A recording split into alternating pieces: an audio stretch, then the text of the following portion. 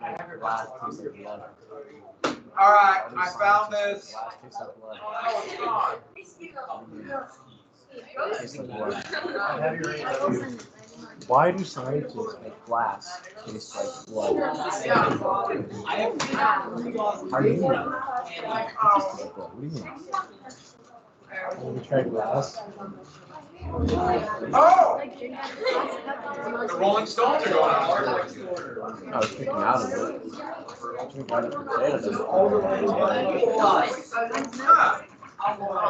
Metal tastes like blood? Is this kind of mouth open probably? I don't know. Not eat metal? Already seen Green Day. Why does blood taste like metal? All right, so before we get started, Does mercury taste like iron? Does blood taste like blood? What is happening? They're gonna move. Why are you all right, so first you got, cats are really farsighted, so they can't really see things close. So this, you know what that leads to? Hilarity. Cucumbers.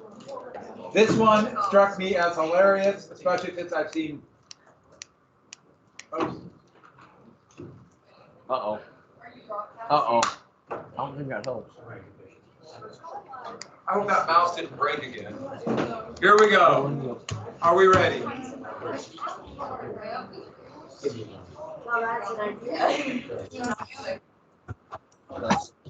No! One more time. I like the other cat goes, God! And then, bang. All right. That's fancy. Cat behavior. Yes, they freak. Cats do not like this one. Have you seen cats and cucumbers?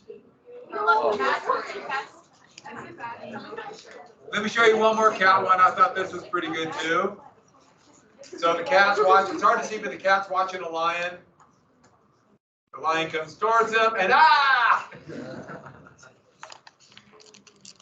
All right. Should we just watch cats all day? Yes. Like the movie? Oh, it's got to move out. By the way, we filmed that. Stones? I did. They passed. We couldn't have dogs when I was a kid, so we had cats, and I grew to love cats. Did I show you this? Did I show you Not that one. this? No. Yes. Yes, right? No. You showed us what we did. This? Yes. All right. So, you have homework over Thanksgiving. We all know what it is, right? Chapter 11 through 21. That would be cold and cool. Let's make it through 35 and just get it all done. And then we watch cat videos for the rest of the year. All right. So chapter 11, and I already gave you the list of terms. There'll be a quiz. I already wrote it. I'm looking at 10 to 12 questions. I have 10 questions written. I'll probably just keep it at 10. So I showed you this one in the Salt River, right? The balloons. Who was the Democratic nominee in 1844? James Knox. Polk. And Polk, what was his slogan? Avoiding Texas, it was what? Fight who? Britain. And they're mad about what? Sam Houston sent delegates to Britain so Texas would become a what? A protector. And what kind of country then? What about slavery? Free. Which of course would blow up the South and immediately start talking what? Secession again. Oh. A parrot blew up. Who became Secretary of State? John C. Calhoun. Why are you guys? That's weird. That was totally weird. That was some wacky stuff. Okay, so what was the letter he sent that said slavery is a good thing? What was it called? Someone said the Pakenham letter. What's the theory on slavery? Yeah. Positive good theory, that slavery is actually doing what for the slaves? Civilizing them. Yeah, the slaves like slavery, if not for those few people riling them up. Everybody wants to be a slave this time of year. Oh, what is it called? No slavery in any new territories. Free soil. Free soil. Yeah, that's free soil. Now, free soil meant they're not going to touch the existing states, but any new territory. Any new territory. We got Clay, I showed you the outfits. Let's get to the election. Who won? It was a national victory. Polk won big. The Whigs blamed the Abolitionist Liberty Party, but Polk did really well. Nationwide, the Democrats did really well. 4 years earlier, the Whigs swept a national victory and swept the House and the Senate. So it shows you how politics can change very quickly. 4 years, the issues of Texas, coming out of the panic. Now, the Liberty Party might have stolen, a few people might have voted for the Liberty Party that would have voted for the Whigs in Pennsylvania, New York. That's unclear, but the Whigs are going to blame the Liberty Party. And I'll kind of end them when the Liberty Party realized they're going to be taking away votes from potential free soilers. So, 1844. But the big thing is this, the Democrats said, all right, the people have voted, that means they want to annex Texas now. Now remember, the election, the first week of November. Polk will not be inaugurated until March 3rd of 1845. So they got this long period, 5 months to wait until the inauguration. And that's when Congress decided, let's get Texas now and have it ready for Polk. So Tyler's what we call a lame duck. He's still president, but he's going to be out of office very soon. The problem is they can't get a treaty. That requires 2/3 vote. That's why I put the line through it. They can't get a treaty. But then Thomas Hart Benton, the former ally of Jackson of Missouri, came up with an idea. Why do we need a treaty? The Constitution says nothing about annexing land. Let's just do a straight vote in both houses. That's called a joint resolution. Then we'll annex Texas from that. That annexed Texas with that joint resolution. And the plan was, we'll sign it, give it to Polk, literally. The plan was, he'll be inaugurated, he'll get the speech, he'll walk into his office in the White House, they're calling it that by then, and sign this law. Texas is in the Union, all for Polk. That's the plan. The problem was, it's the end of February when they passed the law. A little bit over a week before the inauguration. And they figured Tyler would just sit back and wait. No. Tyler signed the bill. Tyler, who was furious, so mad at the Democrats now, mad about being kicked out of office, mad about not being able to run again. He signed the bill, stealing their thunder. So when Polk came into office, Texas was already technically annexed. I'm saying technically because they're still getting word to Texas at that time. So Polk or Tyler got the last laugh, and for the next nearly 50 years that he would be alive, he would always tell that to people. I got him. I signed Texas into the Union. So Texas is now in the Union. What Texas? That's not clear. This is actually a map from 1850s. Pretty darn good map. So Texas border is already established. Do you remember what tribe controlled that area? Not Apache. Comanche. I know we got you. Texas, if you look right here, it's just where my hand is. According to Mexico, the United States claimed all the Rio Grande, north of the Rio Grande. That is still undecided. Texas is in the Union. Santa Anna is actually going to be run out of office. They'll be so mad at him, and a military junta, group of generals, will take over. He fled to Cuba, which was still a Spanish colony. So let's get back to this. So Polk is now president. And Andrew Jackson died soon after the inauguration. And so Jackson, who represented so many of the changes of the United States, remember, he was born before the Revolutionary War, orphaned during the war, fought for the revolution as a 12, 13-year-old, and would represent the movement west, the expansion westward, so many different things, everything from the horrors of Indian removal and slavery to the beginnings of democracy. Such a complex character. He went to the White House when he was president, had to go by horseback or stagecoach. And at his funeral in 1845, thousands came by train.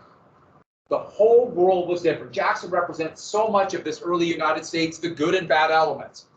There's a lithograph that thousands would buy at his deathbed. So let me show you one more thing about Jackson. That is a photograph of him taken a little less than a year before he died. He weighed like 120 pounds. He couldn't eat because of that bullet that went through his stomach during the duel of Dickinson. All they could do is kind of eat a little bit of like kind of a milk, cream, and milk for a little bit of fat, and drank whiskey as a painkiller, which didn't work. So he was in kind of agony, but he held on. He was still active in writing letters.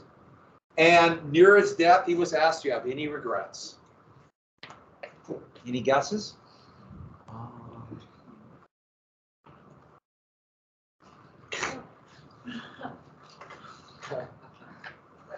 Yeah, there's an element, okay, but I'll go with that second one as well. But first one was his name.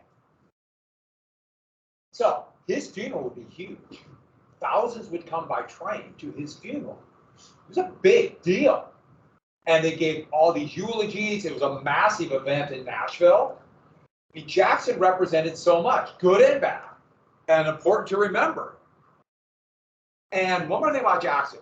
So it is kind of weird sense of humor he had. He had a parrot, not the exploding kind. And he taught this parrot words. He taught this parrot every curse word that he knew. So many of the same ones we have today, and all the unique ones from the 1830s. Now, I know none of you have ever heard anyone swear. Yeah, I know you, but out there sometimes people do, so just be wary, okay?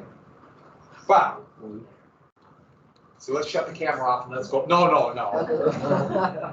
So he taught this parrot all these words.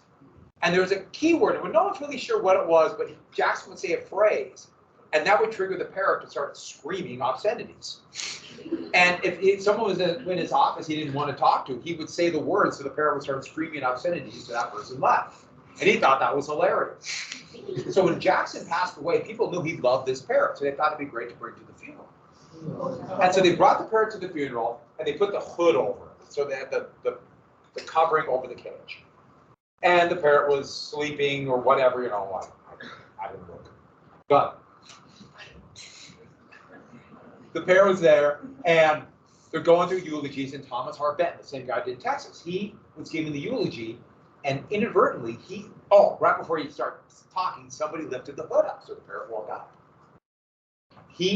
Then Benton inadvertently said the phrase, and the parrot just started screaming obscenities that echoed throughout the entire hall of thousands of people. And they couldn't shut the parrot up. They moved it, they put the hood back on, and the parrot's just screaming them. And the funeral kind of ended up in a disarray. And I got to figure that's a good way to end. And so that is Jackson's funeral with the screaming parrot. And the parrot's still alive. No? Parrots do live a long time. 200 years or so? Yeah. There's all kinds of things that the phrase, parrots live about 25 or 30, actually. The phrase, we're not sure. Everyone thought it was by all damnation because he said it all the time, but he couldn't because he said it all the time. So it was something simple like open the door or close the window or something like that. Well, that was the thing. No, he said it inadvertently, so the parrot just started screaming. We didn't know what it was. Yeah, we didn't know what it was. I was too busy just watching the parrot. So, there's Jackson's statue in Lafayette Park. So Lafayette Park, he was the French nobleman who joined the American Revolution. And then he's there. And two things, the picture kind of turned out pretty cool with the Washington Monument right there. You got to give me that, right? That's pretty cool. And there's always, Jackson be controversial because, yes, he was a slaveholder, Indian removal, stood up for democracy. Statutes can be very complex. I do love the one in New Orleans even more because it said the Union must and shall be preserved. But if you go to Lafayette Park, it's pretty cool, and you can still see the people out in front of the White House. And one more thing, there are Secret Service agents all over. And they're in the bushes, they're all over there. You can't see them, but they're all there. If you don't believe me, climb the fence and find out. So, the goals of the Polk administration, before we get to that, when they would do negative to the first derogatories, but the first photographs, it was a glass negative with some silver oxide they put over it. And if the glass had any scratches or bubbles like this one did, the pictures would have those. They would go back through and paint them and then take another picture to try to get it without the bubbles. But I love this one from the original negative. You can see all the scratches in the glass. So I think that's kind of cool. And then especially if you transferred a negative to another negative, made a copy of that negative back then. Any imperfection in glass was double. So he had 4 goals and said he would run 1 term. 4 goals. He would achieve all 4 goals. On that measure, he's one of the most successful presidents in American history. Now, we could argue whether or not this is good or bad. That's not the point. The point is, this is what he said. Lower the tariff. And the tariff was significantly lowered by Democrats. An independent treasury. So strengthen what Van Buren started, that passed, and that would survive until 1913. Even though, to be honest with you, it strengthened it, it was still not as good or effective as it probably could have been, and would be replaced with a national bank called the Federal Reserve. He didn't want to fight Britain. They signed a treaty that extended the 1918 line, the 49th parallel, to the sea. They cut Oregon in half, avoided the war, and the United States got this claim, and a big hunk of Montana would come into this. Originally, that was all going to go to Idaho, but Montana had some clever politicians. And then lastly, buy California. Acquire California. California is part of Mexico. Now remember, Texas is already in, but the border's not clear. Buy California. But you can imagine Mexico is furious about the annexation of Texas. So Polk, oh, by the way, I know a lot of you might be traveling over Thanksgiving. And if you have anybody who's young, we have new kind of protective seats. I thought the Lullaby car hammock is perfect for kids. You stretch it between the 2 little hooks in the back. So the just. I mean, Oh, it's the safest way. Catch it? I don't know. Only $6.95. No, I should have. And it's only $6.95. It fits any hardtop car. You have a convertible, you can't use it. This was at the era where you ever heard of these things called seat belts? Yeah. They didn't hear about them then. How about car seats? There were no car seats for kids. What did they do with kids? They just kind of walked around the car. When I was a little kid, that's what I did. Oh. We just walked around. There's no car seats. We were tough. When we got in an accident, we just rolled with it. Actually, it's kind of shocking, isn't it? Do you want to see one more baby-related thing? Is it Baby Johnson? All I got to say is Brexit was hard on Britain. $7.99. So for all your baby incinerating needs, you know what this is? It's a little thing to burn trash. So it's a small burn, but they call it a baby incinerator. This is what China did during the one shot. No, but, wow. But hey, here's my favorite part. You want to see my favorite part? It has the green for environmental. Okay, so they weren't actually burning. Okay, moving on. So let's get to the Mexican-American War, 1846 to 1848. Polk didn't want a war. He just wanted to get the weakened Mexican government to sell California and maybe more. So in 1845, he sent John Slidell, And there's a slide out. This is actually a picture of him from the Civil War. He became a diplomat with the Confederacy. A three-pronged goal. Get the Rio Grande as the border. So I mentioned that before, which is huge. U.S. claims, U.S. citizens bought Mexican bonds. Remember, that's how countries borrow money. And basically what it said is the U.S. citizens had claims for Mexico, meaning you got to pay back those bonds. The U.S. would pay that back. About $3 million. The United States government said, we'll pay back your debt. That's called claims. And lastly, we want to buy New Mexico and California. So we know what California is, the big pink area. The orange area is New Mexico. It was massive. So that was the plan. What do you suppose the Mexican attitude was towards this suggestion by Slidell? Get out of here. They kicked him out of the country. They were furious and said no. Now, the United States would do the, how dare they not talk to our diplomat, but Mexico was mad. So then Polk figured if we can't buy it, we'll find another way to steal it. A two-pronged plan, one in California and one in Texas. He sent, now the United States has a tiny army, only about 16,000 soldiers. And they sent 2,500 of them under Zachary Taylor down to the Rio Grande. Now, they didn't say this, but this was, they out in public, they didn't say this, but it was to provoke a war. So here's the Nueces River, which Mexico said was the southern border. That was the southern border of Tejas. They said, Zachary Taylor, very competent. The men loved him for how hard he would fight. General, down to the Rio Grande right here in this contested territory to try to get the Mexicans literally to attack them. And they used that as an excuse for war. So this was contested. Now, Taylor was a veteran of the War of 1812. He was considered a very competent general. The men admired him. In fact, their nickname for him was Old. Remember, it's not old, it's got to be Old. Rough and ready. And that kind of has that, old hickory, old Tippecanoe, rough and ready.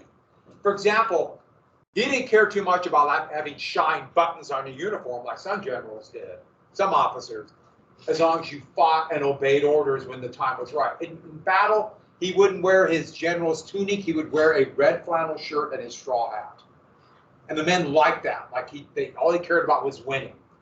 And rough and ready. He was also a Whig. He was a plantation owner from Louisiana. He was a Whig. He didn't approve of this policy, but he followed orders and went down here in early 1846 and started aggressively patrolling on both sides of the river. On both sides of the river. Did you hear what I said? Now, the northern part of the Rio Grande River, that the United States claimed. But the southern side, everybody knew that was Mexico. They're trying to provoke the Mexicans to act. He's following orders. So this is pretty cheap. And the Mexicans have about 3,000 troops there. A lot of them are untrained, poorly led draftees, but they do. And it finally happened. April 25th, 1846. It's called the Thornton Affair because Philip Thornton was a captain of dragoons and he was attacked. And the big question immediately was, where was he attacked? Because the dragoons had been both north and south of the river. They were attacked by hundreds of Mexican cavalry. Now, before we get to where they were north or south of the river, does anybody know what a dragoon is? Horse riders? No, they're fire-breathing lizards. And so we have these fire-breathing, they're dragoons. That's essentially what they are. They ride a horse, but they're infantrymen. And so they're infantrymen, they'll ride the horse, and then they'll get off, they'll dismount to fight. Where cavalry fight both on the horse and off the horse, they're specifically to just use the horse to move quickly. By the Civil War, that's almost all cavalry were dragoons. They were calling them that. Wouldn't have been cool to have fire-breathing lizards, though. Wouldn't that have been cool? Should use those. Now, it got back to Polk and it was very ambiguous. Is it north or south of the Rio Grande? It was not clear. It's a pretty good bet that Thornton's company went across the river, which is very shallow, and they had a running battle with Mexican cavalry over the river and back into, well, the United States now. Almost certain. But it was unclear. But what did Polk tell Congress? It was on American soil. Exactly. And this would be used as an excuse. It took about 2.5 weeks to get back there for a declaration of war. Polk said, an unprovoked attack on U.S. soldiers on American soil north of the Rio Grande. What did Polk just do there when he said that? He lied. He lied through his teeth because he did not know, yet said he knew, as an excuse to go to war. Hey, will this ever happen again? No. That's not one of those speeches. That's not one like those the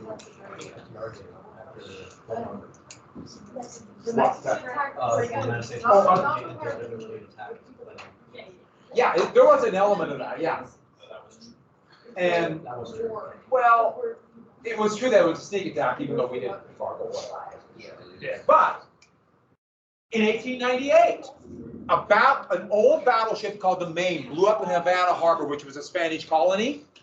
The United States said for a fact that the Spanish blew it up, which that's not what happened, and we would go to war called the Spanish-American War and get an empire.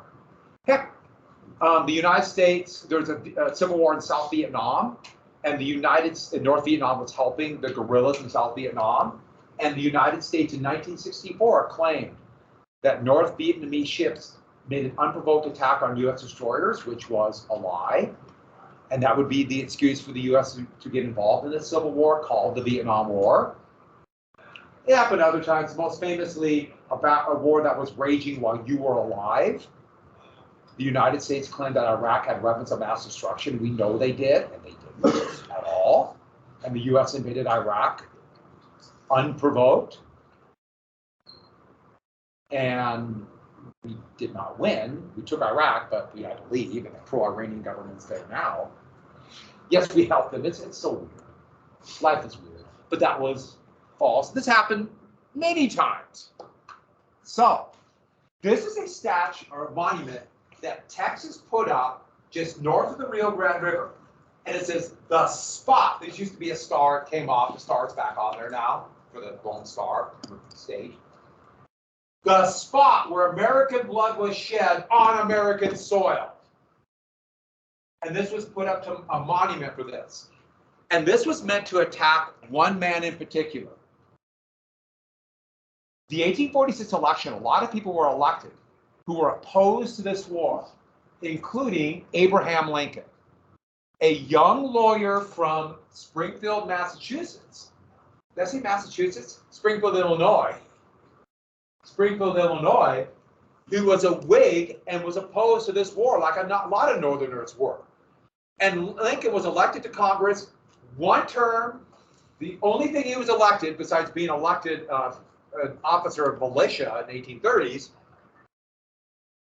Lincoln gave what's called the spot resolution, where he said on the floor of the United States Congress in 1847, show us the spot on American soil where blood was shed, and we'll fund this war, implying he didn't believe, for good reason, that the blood was actually shed, the battle was fought north of the Rio Grande. Show me the spot where blood was shed. Now, the resolution was turned down. That gave Lincoln a little credibility, but he would get routed in 1848 because kind of the pro-war feeling, and it was a fear of slave power. Yeah. What year then was the House or Senate? In the House, 1847. So that's what Texas is doing here because of their hatred for Abraham Lincoln. They despised Abraham Lincoln. I guess they probably still don't like him. I know they don't in South Carolina, and I'll tell you that story a little bit later. my experience with that. So, back to this. His other plan, which actually worked, but they were already at war, was to engineer a revolt in California to have American immigrants and Mexicans, California Mexicans who are already there, who are upset at Mexico City to revolt against Mexican rule, a little bit like Texas. And the United States engineered a force. So they have been sending mapping expeditions, usually a company, 80 to 120 soldiers, surveyors, to map the West. And one of those was under Colonel John Fremont. He was nicknamed the Pathfinder. Fremont ended up in the Sonoma Valley just when the Californians revolted. And this might shock you, but Fremont joined the revolt with American forces against Mexican rule. So the U.S. aided this revolt. Now, the United States would claim Fremont just happened to be there and felt he had no choice.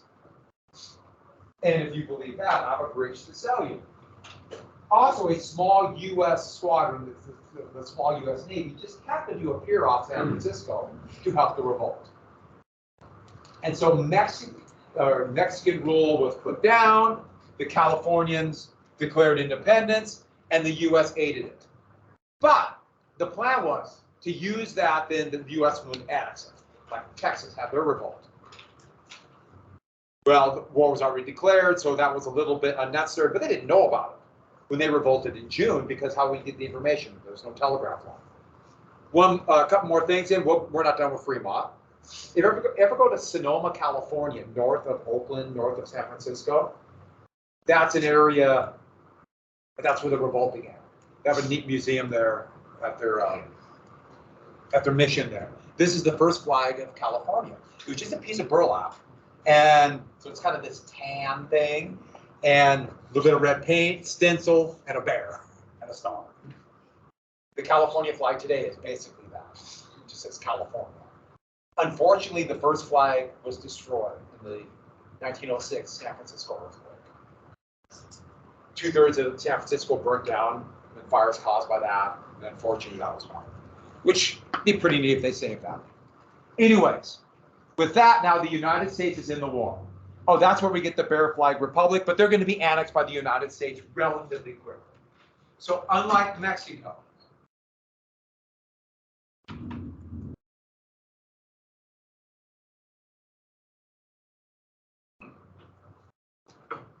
they're going to be in debt.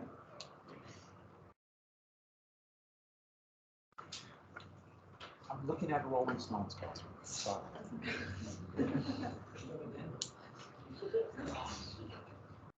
I like the Rolling Stones. I know they're old, but I don't care.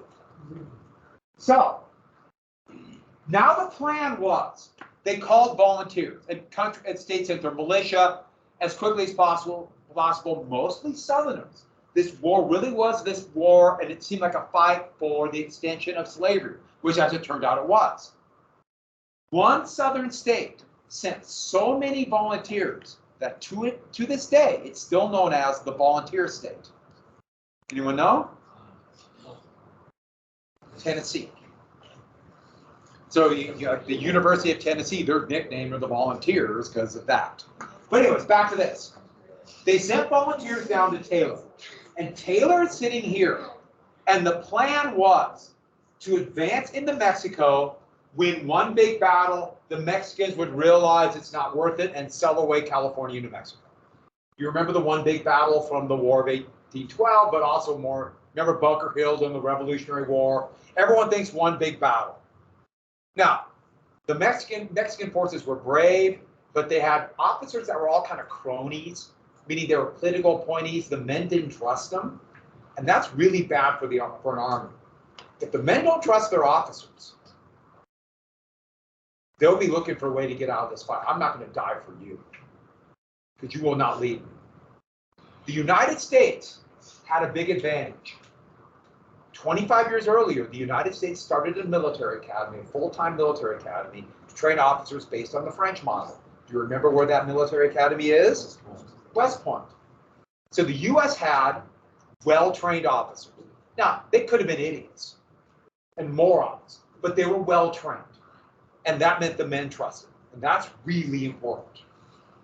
We had much better officers. At least the men trusted them. Taylor, of course, was too old for that, but Taylor was very competent. We also had better artillery. I'll talk about that for a second. West Point's an engineering school. You go to West Point, you're an engineer. And they learn how to build fortifications, but the biggie is aim artillery. The United States is going to have very good artillery in every war they fight. That will be crucial. So they crossed into Mexico that hot summer and advanced to the city of Monterrey on a high plateau. I've never been to Monterrey. I hear it's beautiful there. High desert, mountains all around it. Both sides had about 6,000 men. The Mexicans fought with great bravery. In fact, for the first day, it looked like they might win the battle, but the Mexican gunpowder began to fail them. They had faulty gunpowder, and superior American artillery and manpower or officer corps turned the tide. A bunch of young West Point officers would fight in this war, would become some of the most important generals and commanders in the Civil War. Taylor won this big victory. The thing was, the Mexicans didn't quit. They're going to stay in the fight. And that shocked Polk, because Polk now realizes, I have a problem. We have to win this war. I said I'll only run for one term, and Taylor's a Whig. Polk said one term. He remembers how Harrison won as a war hero. Jackson won as a war hero. Washington won as a war hero. Polk doesn't want his successor to be a Democrat. And Taylor just won this big battle here. They have to win another battle. They know it now to get California and New Mexico. And so he doesn't want Taylor to win. And so he actually orders kind of a shocking move. Taylor had to give up all of his best forces and almost all of his trained officers to another general. I'll get to that in a second. And all he had left were untrained recruits out here in the high desert. One of those officers he kept, the only reason they kept him was he graduated from West Point, but he was Taylor's son-in-law. He was a guy named Jefferson Davis. Has anyone ever heard of Jefferson Davis? A few people are like, maybe. He would be the president of the Confederacy. One of the most famous traitors in American history. But he was an officer in this fight, a West Point graduate. His first wife would pass away in childbirth. It was really common. But he was Taylor's son-in-law at the time. The other thing is this. Remember Santa Anna? He's sitting in a van with all his wooden legs, and he sends word to the United States. Hey, you know what? Send me back. Help me go back. I'll take power, and I'll give you all of this. I'll sell to you at bargain basement prices. Just help me get back power in Mexico City. And so that winter of 47 into 40, or 46 into 47, the United States and Polk gets this news and decided, let's give it a try. And they send down a few ships and give Santa Anna money and supplies and take him from Cuba and land him at Veracruz, which is the harbor city for Mexico City. And they trust him. Santa Anna gets off the boat, is greeted like a conquering hero. All the men pledge their loyalty to Santa Anna. They march up the mountains to Mexico City. The ruling government resigns and say, we want Santa Anna back. He is proclaimed president, dictator, of Mexico again, and he vows to do what? Yeah, defeat the United States. And so they put Santa Anna back in power. Now, Santa Anna has problems, but he's competent. And now they're in trouble. Santa Anna gathers 12,000 men and knows Taylor is vulnerable. And they march hundreds of miles across the desert to wipe Taylor's army out. A big victory here, and they could win the war. The Battle of Buena Vista, February 1847. Now, Buena Vista, what does that mean in Spanish? Yeah, beautiful view. That's another one, I guess, for the high mountains there. Okay, whoever made this lithograph had no idea, so they made unbelievably spectacular mountains. But this battle raged back and forth for 2 days. The Mexicans outnumbered them. Taylor had it on the defensive, he was dug in, and the Mexicans nearly broke through a couple times. But at the end of the day, Taylor's forces held, and he won another big victory. He's even a bigger hero now. It completely backfired for Polk. And the big thing the United States had is here are the brass smoothbore cannon. Okay, what was the thing where they would fire 12 small balls instead of one? Well, they used grape shot, but there's another weapon that had been developed in Europe that the United States called canister. So imagine a round can about this wide, about that big, full of 200 to 300 musket balls. Like a big shotgun. And the last Mexican charge, this picture shows it, was broken up by them firing this into the face of the Mexican soldiers. And it left just heaping piles of flesh. And that saved the day. Superior American artillery. The Taylor won. Santa Anna had to retreat. Some of his best forces were killed. And that battle could have went either way.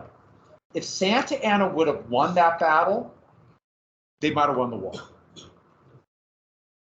And the United States would not have got Mexico and California the way they did, and our entire course of history would be different. No, it means Mexico was not going to invade the United States. They would have kept their territory, and everything be different.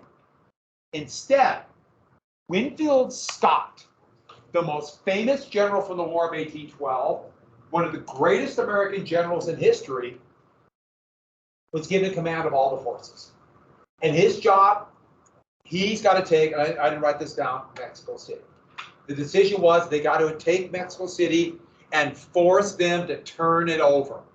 And so there's Winfield Scott. Scott was a brilliant commander.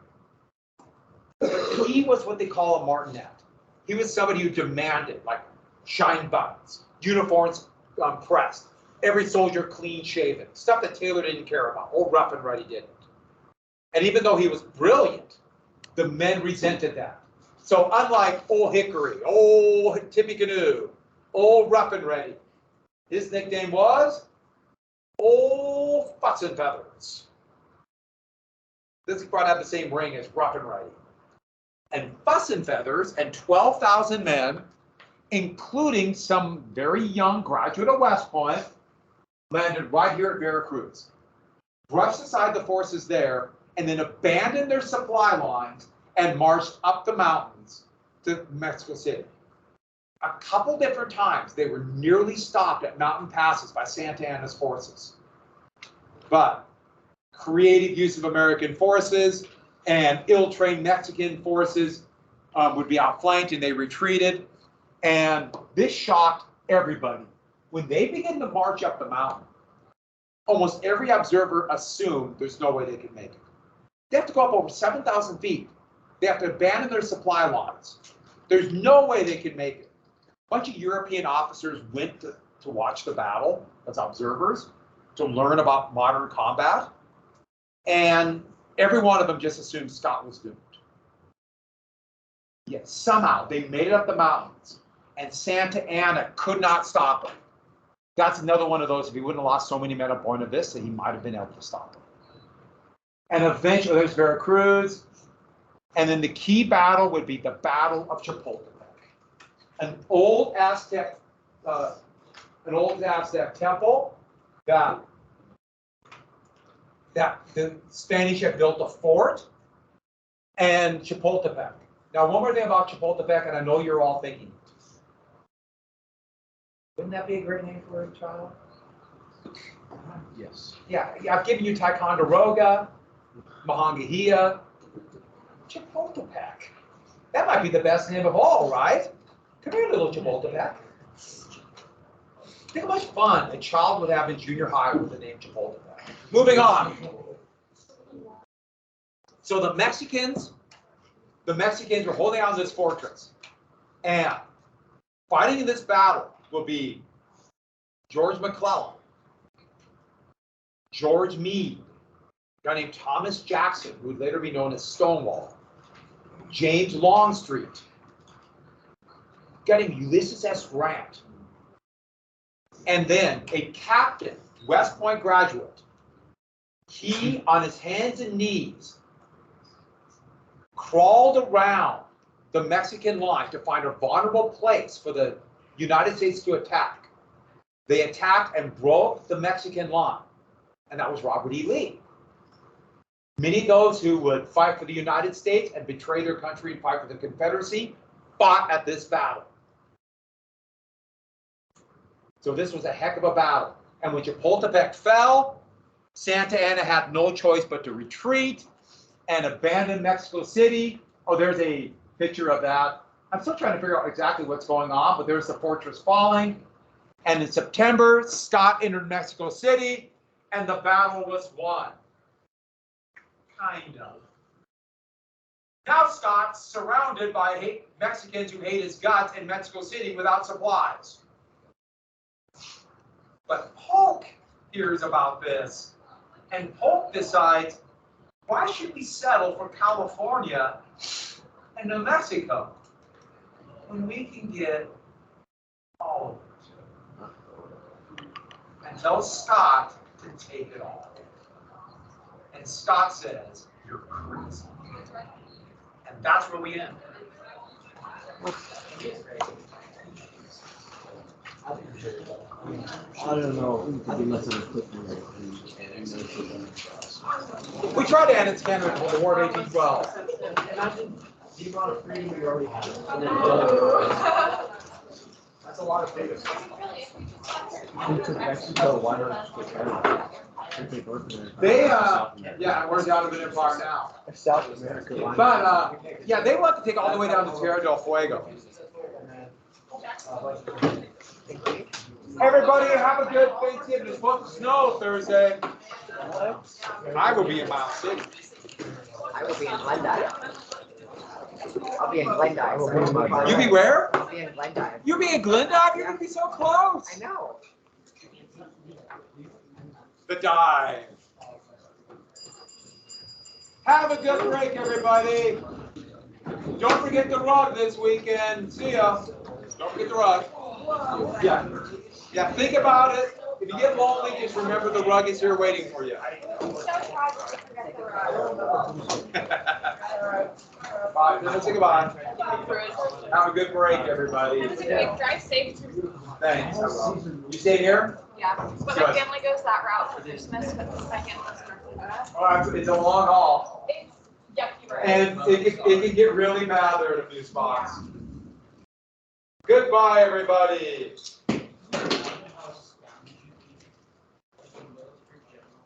Adios. Have a good break.